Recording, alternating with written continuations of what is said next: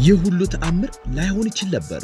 ፖርቹጋላዊ ኮከብ የተወለደው እንደ አውሮፓውያን አቆጣጠር በፌብሩዋሪ 5 በ1985 በፖርቹጋሏ ሊዝበን ከተማ ነበሩ። አባቱ ሆዜ ዲኒስ በአንድ የሀገር ውስጥ ክለብ ውስጥ በኪትማንነት ይሰራ የነበረ ሲሆን እናቱም ሕይወትን ለመግፋት የምትጣጣር የቤት እመቤት ነበረች። በዚህም ሁኔታ ከሮናልዶና ከታላላቅ ወንድምና እህቶቹ ጋር አንዳንድ ጊዜም የሚላስ የሚቀመስ እየጠፋ የሚኖሩት ሕይወት ከሚባለው በላይ ከባድ ነበር። ነገር ግን በዚህ ሁሉ ፈተና ውስጥ ሮናልዶ የሕይወትን ውጣ ውረድ የሚያስረሳውን መድኃኒት አገኘም። ሲጀምረው እንደ ዋዛ ቢሆንም በዚያን ያክል ደረጃ ሕይወቱን ሊቀይርለት እንደሚችል የሚያውቀው ነገር አልነበረም። እግር ኳስ መራመድ ከጀመረበት ጊዜ አንስቶ እልፍ አላፋት ሰዓታትን የሚያሳልፈው ራሱን ለማሻሻል በመጣር ነበር። ለዓመታት ያክል ከዕለት ተዕለት አስፓልት ዳር እየወጣ የሚያደርገው የኳስ ጥረቱን ፍሬ ያፈራው አንድ ስካውት በስፖርቲንግ ሊዝበን ውስጥ እድል እንዲያገኝ ሲያመቻችለት ነበር። በዚያን ወቅት ክለቡ ተሰጥኦ ያላቸው ልጆችን ለአካዳሚው በመመልመል ላይ የነበረ ሲሆን ሮናልዶ ከእነዚህ እድለኞች ልጆች ውስጥ አንዱ ነበር። ነገር ግን የመጨረሻውን ፈተና ሲያልፉ መግባት ያን ያክል ቀላል ነገር አልነበረም። እናም ሮናልዶ የጨዋታ ሕይወቱን እንደቀየረው ይናገራል። በመጨረሻም የፈተና ቀን አሰልጣኛቸው ወደ እነርሱ በመምጣት አንድ መልእክት ለልጆቹ አስተላለፈ። የምንመርጠው ብዙ ግብ ያገባውን ልጅ ነው የሚል ነበር። ሮናልዶ ይህንን መልእክት በልብ ውስጥ አትሞ አንድ ግብ ቢያስቆጥርም ነገር ግን ሌላኛው የቡድኑ አባል የነበረው አልበርት ፋንስ 2 ግብ ለማስቆጠር ችሎ ነበር። እናም በጨዋታው መገባደጃ ሰዓት ላይ አልበርት ወደ ግብ እየተቃረበ ከመጣ በኋላ ግቡን ቀጥታ ከማስቆጠር ይልቅ በሚያስገርም ሁኔታ ለሮናልዶ አሲስት በማድረግ ሮናልዶ ይህንን የመጨረሻ ዕድል እንዲቀናጅ አደረገው። አሁን በስፖርቲንግ ውስጥ ቢሆንም ማን እንደሆነ ለዓለም የሚያሳይበት ሰዓት ነበር። ስለዚህም የመጀመሪያዎቹን ግቦች በሲኒየር ቡድኑ ላይ ካስቆጠረ በኋላ ወደ ኋላ ለማየት አልወደደም። በእግር ኳሱ ላይ እጅግ ጥበበኛ እየሆነ በመምጣቱ የብዙ ክለቦች አይን በእርሱ ላይ ቢያርፍም ነገር ግን ከጥቂት ወራት በኋላ ከነዚያ ሁሉ የሚበልጠው የእንግሊዙ ታላቅ ክለብ እርሱን ለማስፈረም እንደሚሟሟት ማንም አልገመተም ነበር። በስፖርቲንግ ሊዝበን እና በማንቸስተር ዩናይትድ መካከል በተደረገው የወዳጅነት ጨዋታ ላይ ሮናልዶ ያሳየው ድንቅ ብቃት ከብዙዎች አይምሮ የማይጠፋ ነበር። በጨዋታው የዩናይትድ ተከላካዮች በሙሉ መውጫ መግቢያ ያሳጣቸው ሲሆን ይህም በታላቁ አሰልጣኝ ሰር አሌክስ ፈርጉሰን አይን ውስጥ እንዲገባ አስችሎታል።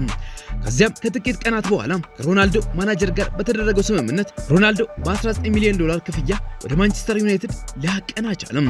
በዚህ አዲስ ክለብ ውስጥ ሮናልዶ ድንቅ ብቃቱን ማሳየቱን በከፍተኛ ሁኔታ የቀጠለ ሲሆን ሰር አሌክስም በእርሱ ላይ ባላቸው እምነት የተነሳ የክለባቸውን ማሊያ መረጣ ቀን ላይ እጅግ ወሳኝ የነበረውን 7 ቁጥር ማሊያ እንዲወስድ እድል ሊሰጡት ቻሉ። ነገር ግን በሜዳ ላይ እንዳሰበው በከፍታ ሊጀምር ያልቻለ ሲሆን በተወሰኑ የቡድን አጋሮቹም ኳስ ማንከባለል ብቻ የሚወድ ሕፃን ልጅ ተደርጎ ይወሰድ ነበር።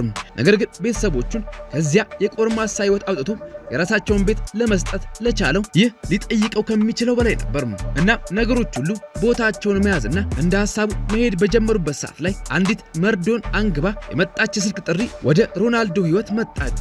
አባቱ ሆዜ በጠና መታመማቸው ተነገረው። ሮናልዶ እድሜ ዘመኑን በሙሉ አባቱ ጋር ለመቀራረብ ቢሞክርም አባቱ እንደ አባትነቱ ለቤተሰቡ መሆን እንዳልቻለ በማሰቡ በዚህ ንዴት ምክንያት በመጠጥ ሱስ ውስጥ በመዘፈቁ የጉበት ጤና እክል የተፈጠረበት ብዙም ሳይቆይ ነበር። ሮናልዶ በቻለው ፍጥነት ከክለቡ ፍቃድን ጠይቆ አባቱን ለማየት ወደ ሆስፒታል ቢያመራም እናም የተቻለውን ሁሉ ለማድረግ ቢሞክርም ነገር ግን ሕይወት አብዝታ ለደቆሰችው ሆዜ ጀንበር ዳግመኛ ልትመጣ አልወደደችም። ይህ የአባቱ ህልፈት የሮናልዶን ዓለም ለሁለት ከከፈሉ መጥፎ ሐዘኖች መካከል አንደኛው ቢሆንም በተቃራኒው ደግሞ ይህንን የማይናድና የማይነቃነቅ ማንነቱን የገነባ አጋጣሚም ነበር።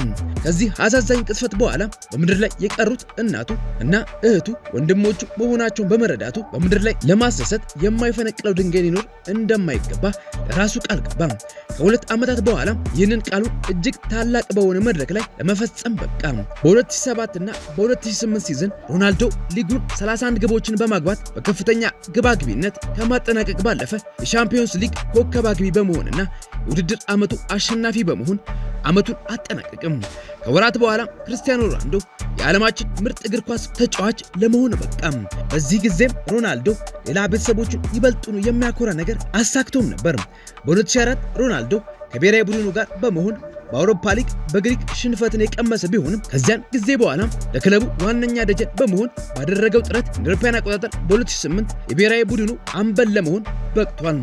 ነገር ግን ወደ እንግሊዙ ክለብ ስንመለስ በ2009 በሻምፒዮንስ ሊግ ፍጻሜ ላይ ሽንፈትን ካስተናገዱ በኋላ ሮናልዶ ይህንን ሙያውን አንድ እርምጃ ወደ ላይ ከፍ ማድረግ እንዳለበት ተረድቶ ነበር። በዚያን ዓመት በጋ ወቅት ላይም በነበረው ዝውውር ሮናልዶ በወቅቱ የዓለማችን ውዱ ተጫዋች ለመሆን የቻለ ቢሆንም ያንን እንቁ ተጫዋች ውድ ዋጋ በመክፈል የግሉ ሊያደርገው የቻለው የኃያሉ ክለብ ሪያል ማድሪድ ነበር። የዓመት ልዩ የነበረው ለሮናልዶ ሙያ ብቻ ሳይሆን በግል ሕይወቱ ጭምር ሲሆን ይህም የመጀመሪያው ልጁን ክርስቲያኖ ሮናልዶ ጁኒየር ያገኘበት ዓመት ነበር። ምንም እንኳን ሮናልዶ እስካሁን ድረስ የጁኒየርን እናት ማንነት ለዓለም ይፋ ባያደርግም ነገር ግን ይህ አጋጣሚ በዚያን ወቅት ቤተሰቡንና ግዛቱን በማድሪድ ውስጥ ለመመስረት የነበረውን ፍላጎት የሚያሳይ ነበር። ነገር ግን ከሁሉም በፊት በማድሪድ ቤት የሚቀድም ስራ የነበረ ሲሆን ይህንንም ስራ ለመፈጸም የሚፈጅበት ጊዜ 5 ዓመት ያክል ነበር። ይህ ክለብ ለመጨረሻ ጊዜ ሻምፒዮንስ ሊግ የበላው በ2002 ሲሆን ሮናልዶ በዚያን ወቅት ይህንን ታሪክ ይቀይራል ተብሎ የታመነ ሰው ነበር። ምንም እንኳን ሮናልዶ በ2013 ባላንዶርን ቢወስድም ነገር ግን እስከዚያ ዓመት ድረስ ይህንን ስራ ለማጠናቀቅ አልተቻለውም ነበር። ይሁን እንጂ የሐዘንና የዋንጫ ጥማት ሊዘልቅ የቻለው እስከ 2013 እና 2014 ሲዝን ብቻ ነበር። በዚያን ዓመት ክርስቲያኖ ሮናልዶ እምነቱን የጣለበትን ቡድኑ አቅፎና ደግፎ ለሻምፒዮንስ ሊግ አሸናፊነት ክብር ከመድረሱም በላይ በዚያን ዓመት የሊጉ ከፍተኛ ግባግቢ በመሆን በድርብ ድል አጠናቀቀም። በዚያም የባላንዶርን ወርቃማው ጫማ ወደ ራሱ ለማስገባት የቻለ ሲሆን ይህም ከተቀናቃኙ ሊዮኔል ሜሲ ጋር ያላቸውን ርቀት ወደ አንድ ዝቅ ሊያደርገው ችሏል። ሮናልዶና ሜሲ በስፔን ምድር ፍጥጫቸው ቢያይልም ነገር ግን በዓለም አቀፍ መድረኮች ላይ ተቀናቃኝ ናቸው ለማለት ያዳግታል። ምንም እንኳን ሮናልዶ በክለብ ደረጃዎች ላይ ማንም ሊፍቀው የማይችለው አሻራ ለማኖር የታደለ ቢሆንም ነገር ግን በዓለም አቀፍ ውድድሮች ላይ ይህንን ክብሩን ለማስቀጠል አልቻለም። ሮናልዶ ብሔራዊ ቡድኑን በአምበልነት ቢመራም ነገር ግን በ2010 የዓለም ዋንጫ፣ በ2012 የአውሮፓ ሊግ እና በ2014 የዓለም ዋንጫ መድረኮች ላይ የፖርቹጋልን የዋንጫ ጥም ማስታገስ አልቻለም። የፈለገውን ነገር ከማግኘት ወደ ኋላ የማይለው ኮከብም ይህንን የሽንፈት ታሪክ በ2016 የአውሮፓ ሊግ ላይ ለመቀየር ተነሳ። ምንም እንኳን ማንም ፖርቹጋልን እዚህ ግቢ ብሎ የቆጠራት ባይኖርም ነገር ግን አንድያ ልጇ ባስቆጠራቸው 4 ግቦች ምክንያት ወደ ፍጻሜ ለመድረስ ችላለች። ነገር ግን የመጨረሻ ግጥሚያቸውን ከፈረንሳይ ለማካሄድ የተዘጋጁ ባሉበት ወቅት ሮናልዶ በሙያው ታሪኩ ትልቁን የልብ ስብራት አስተናገደም። በውድድሩ ላይ ለመቀጠል ባለመቻሉ ከፍጻሜው ጨዋታው በፊት ከቡድኑ ስብስብ ውጪ ቢሆንም ነገር ግን የቡድን አጋሮቹ ፈጽሞ አላሳፈሩትም።